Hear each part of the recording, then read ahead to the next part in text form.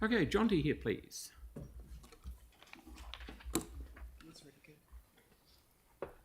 Welcome. Sweet. Kia ora, guys. My name's Jonty. I'm a biology master's student based in Fendleton. Those of you who recognise me are probably bracing for another lecture on the climate crisis. Sorry to say, but you're absolutely right. Whilst I was preparing my long-term plan submission, I couldn't stop thinking about the privilege of growing up in Christchurch. Will it be the same when I start a family? I arrived in Christchurch at age 8, but I felt like I belonged from the start. I loved the nature of Christchurch, listening to the birds at Rickerton Bush, biking along the Hagley Park cherry trees. But recently I've noticed the tui replaced by pigeons, the cherry trees blooming unseasonably early. The climate and biodiversity crises are undeniably here, and we need to respond accordingly.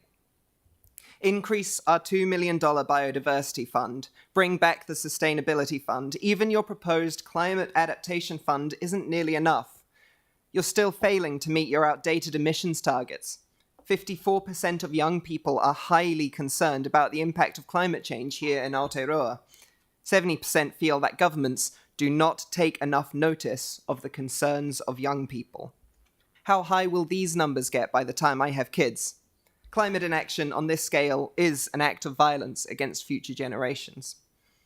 Speaking of acts of violence, I'm a cyclist. I remember my mum taking me out on the road just after the earthquakes hit, wobbling down empty streets in those surreal post-disaster days. I hated it. I was terrified. I could just fall at any time. As I got more confident, though, the roads began to refill, and my fears were replaced. The fear I now feel is of the truck roaring past with a backdraft like a hurricane, or a car backing out of a park just at the right time to break my neck. The fear that comes with realizing that you're vulnerable, invisible, and to some people, a target. All this to reduce my personal carbon footprint as the City Council fails to adequately reduce theirs.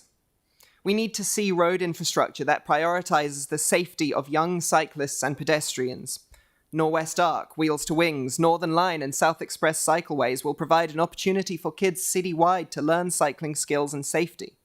Safer speeds plans and parking levies will further reduce traffic and make our roads safer for all who do choose to use them.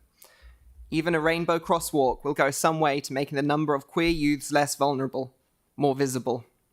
I really wish we had one when I was growing up. Now, I know what you're thinking. How will we pay for this? And hey, I'm a heavily indebted student activist who still lives with his mum to make ends meet in the middle of a cost of living crisis. I sure as hell don't want to see rates rise too much. But as evidenced by Cyclone Gabrielle, the best way to keep rates low is to go hard and fast on equitable climate policy. Auckland's post-cyclone damage cost was somewhere in the realm of $4 billion. How do you think the ratepayers would feel if that happened here, on top of having to replace their cars, their possessions, and their livelihoods? At the end of the day, regardless of who I marry or how my life turns out, I want kids. I want to raise them in a city that we can be proud to call home, where the birds sing and the cherry trees bloom.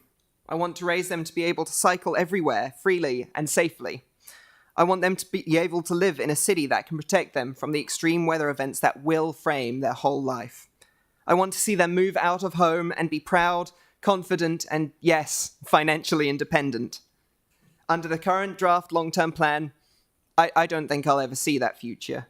But with some critical changes now, you'll help shape a city that young people can be safe in when it feels like the world is falling apart. Thank you. Thank you. Mark, please.